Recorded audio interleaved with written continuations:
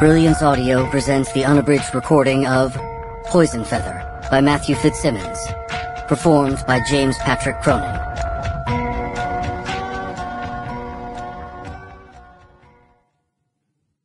The Hubris. But this is what you pay, Prometheus, for that tongue of yours which talked so high and haughty? You are not yet humble. Still you do not yield to your misfortunes, and you wish, indeed, to add some more to them. Aeschylus, Prometheus Bound. Chapter 1. The lights thudded to life in cavernous sweeps of fluorescence.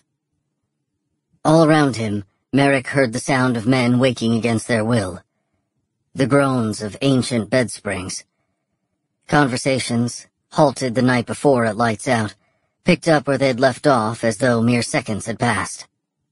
Easy enough to resume, because they were the same banal conversations as the morning before, and the morning before that, stretching back the 8 years Merrick had been waking to them. A finite number of topics existed in prison: life before, life during, and the promise of a better life after. Enemies and friends, women, visitors, commissary, and the sorry state of the food. It didn't take long to hear them all, and from that point forward it was only variations on a theme. Inmates came and went, but the conversations would go on forever. Handed down, mouth to ear, for generations of convicts yet to come. As if the conversations were the only true residents of a prison, the inmates merely transient voices mouthing words first spoken long before. Or so Charles Merrick would be happy to imagine in 142 days, when he put Niobe Federal Prison behind him forever. Merrick swung his feet out of bed and directly into his flip-flops so that his feet never touched the floor of this detestable place. He made his bunk in 4 economical practice movements. The coarse wool blanket wasn't fit for a dog.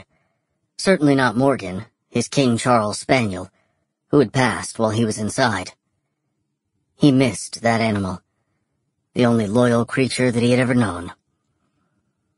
The guards moved through the dormitory, taking the 7 a.m. count. They also took at 3 and 5 a.m. It was the hardest part of prison for him, having his sleep interrupted by these feeble-minded drones with their little hand clickers, because the idea of keeping count in their heads was risible. High school graduates unqualified even to work. Sample complete. Ready to continue?